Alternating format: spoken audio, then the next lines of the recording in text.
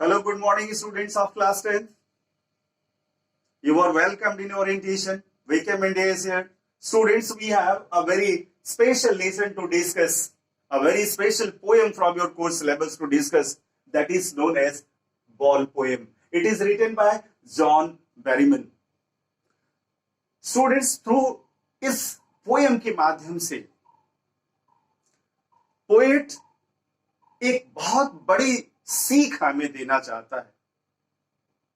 पाना और खोना इस जीवन का दस्तूर है। From early morning to late hours at night, we are fighting, we are toiling, and we are running, we are working hard to achieve much more things in our life. But it ever happens, we lose them, we miss them, and sometimes some people snatch it. हम जीवन में जो पाते हैं उसे कभी खो देते हैं, कभी छीन लिया जाता है, कभी कहीं मिस कर देते हैं, कभी वो डिस्ट्रॉय हो जाता है, जिससे हम बहुत आत्मीयता से जुड़े होते हैं। और जिन चीजों से हमारा बहुत इंटीमेट लगाव होता है, वो चीजें भी है अपने जीवन में खो देते हैं।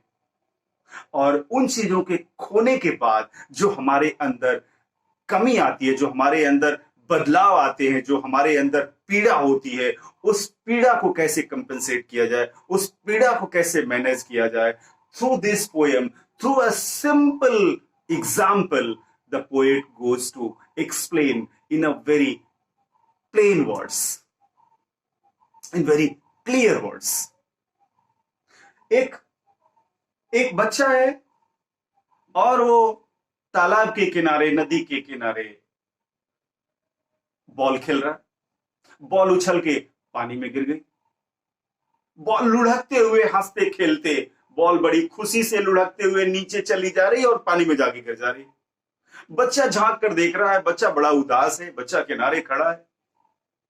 The poet goes to see it. एक बार तो पोएट के मन में आता है कि चलो बच्चे को थोड़ा सा हंस दे देते हैं, उसे समझा देते हैं, ओके बेटा नो प्रॉब्लम, हम दूसरी बॉल खरीदवा देंगे, कुछ पैसे हम आपको दे देंगे, आप दूसरी बॉल खरीद लेना। लेकिन नहीं, पोएट कहता है कि नहीं, ऐसा मैं नहीं करूंगा। ऐसा मैं इसलिए नहीं करूंगा क्योंकि इस बच्चे को अपना फर्स्ट सेंस ऑफ रिस्पॉन्सिबिलिटी महसूस करनी चाहिए, इसे सीखना चाहिए।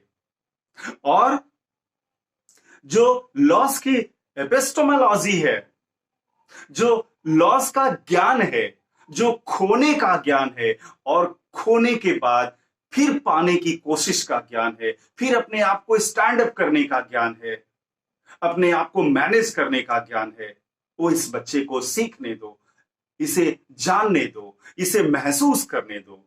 पैसे तो अलग चीज है, पैसा किसी को भी दिया जा सकता है, लेकिन ये एहसास, ये फील सबको नहीं दिया जा सकता।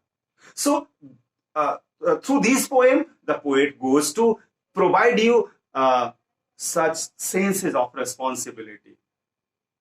तो आइए हम लोग इस पोएम को थोड़ा लाइन बाय लाइन पढ़ने की कोशिश करते हैं। बड़ी छोटी सी कविता है, it's very simple, and now I am going to explain this poem through the lines. What is the boy now who has lost his ball? What is the boy now who has lost his ball? What is to do?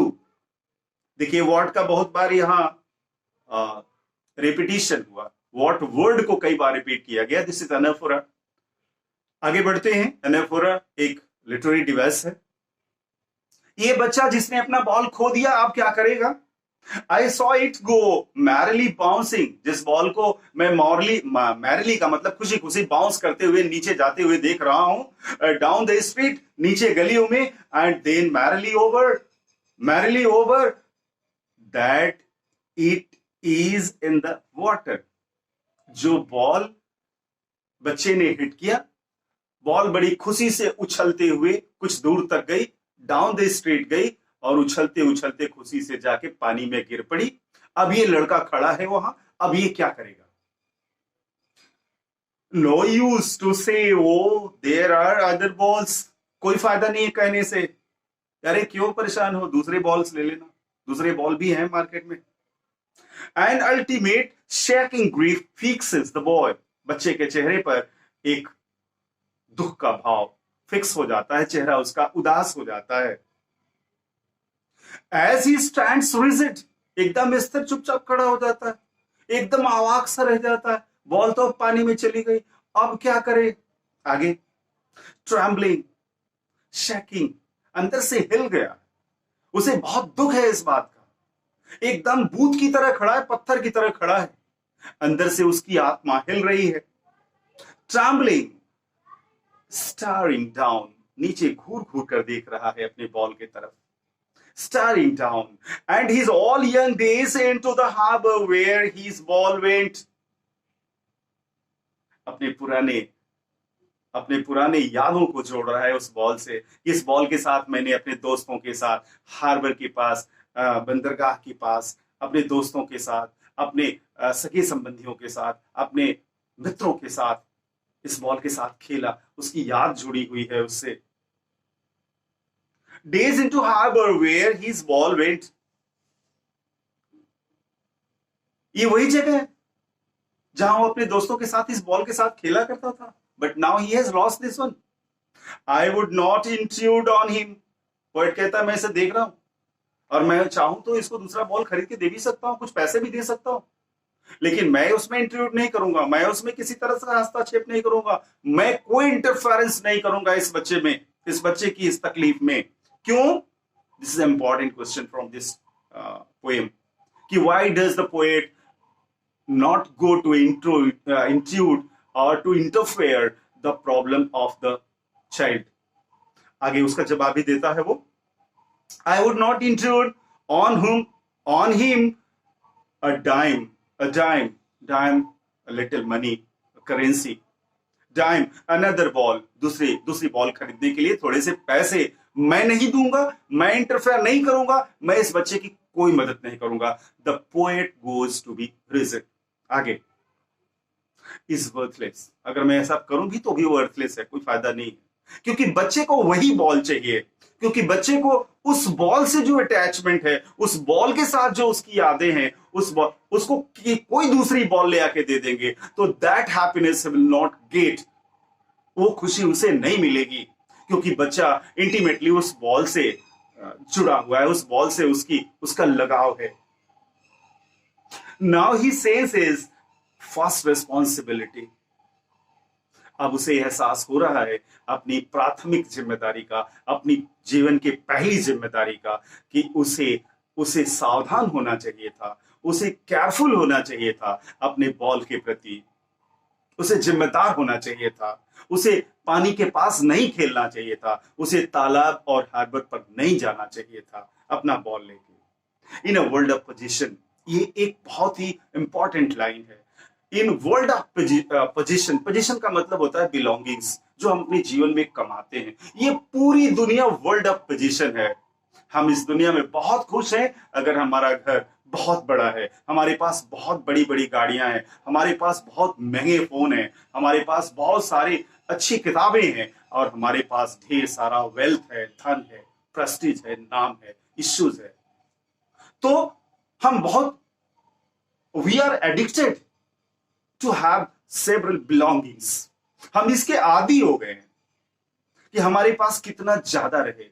इसीलिए poet इस दुनिया को the world of belongings कह रहा है, the world of possessions कह रहा है, कि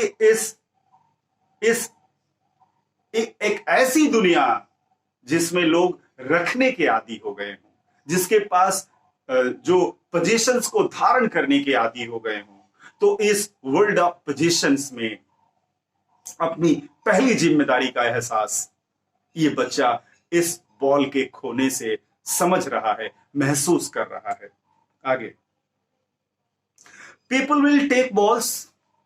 अब ये बच्चे की बात नहीं कर रहा, वर्ल्ड ऑफ पोजीशन जहां भी आया है वहां से अब ये संपूर्ण दुनिया की बात कर रहा है। एक मानव टेंडेंसी, एक मानव फिलॉसफी, एक मानव सोच की बात कर रहा है, एक ह्यूमन थिंकिंग की बात कर रहा है, और कह रहा है कि ये दुनिया जो वर्ल्ड ऑफ पोजीशन है, जहां होड़ मची हुई है, एक से ज्यादा चीजें कलेक्ट करने की, मटेरियलिस्टिक वर्ल्ड की, एक भौतिकवादी दुनिया की।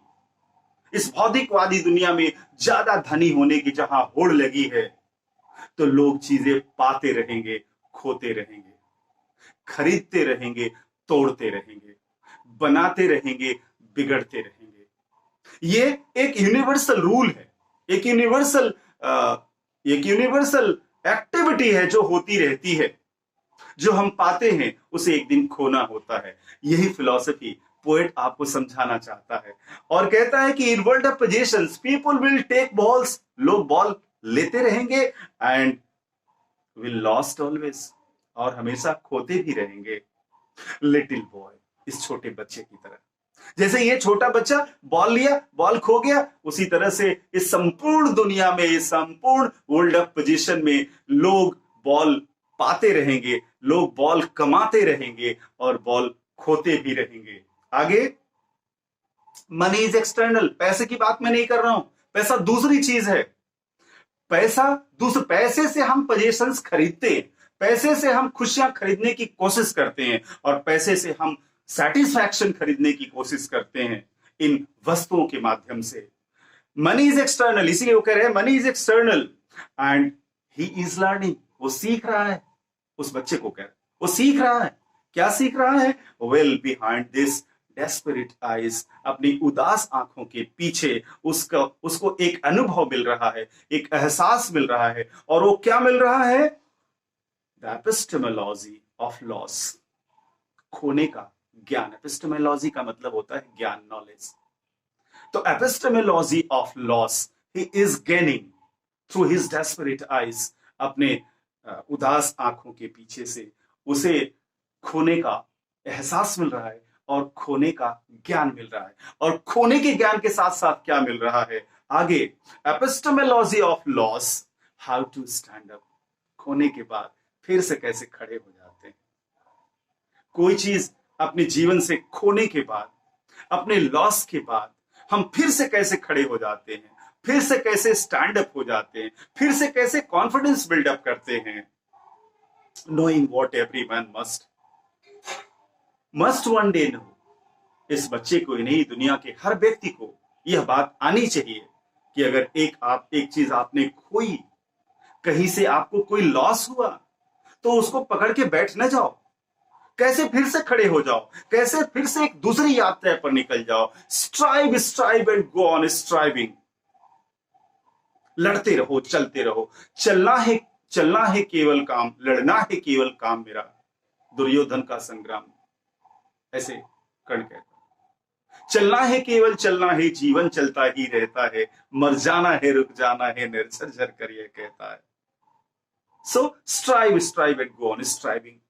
Thus, the lesson has the simple message कि epistemology of loss teaches us how to stand up once again. और यह सिर्फ बच्चे को नहीं सीखना है, यह हम सबको सीखना है कि हमें खोना है, पाना है, फिर खोना है, फिर पाना है, एंड खोते पाते रहना है।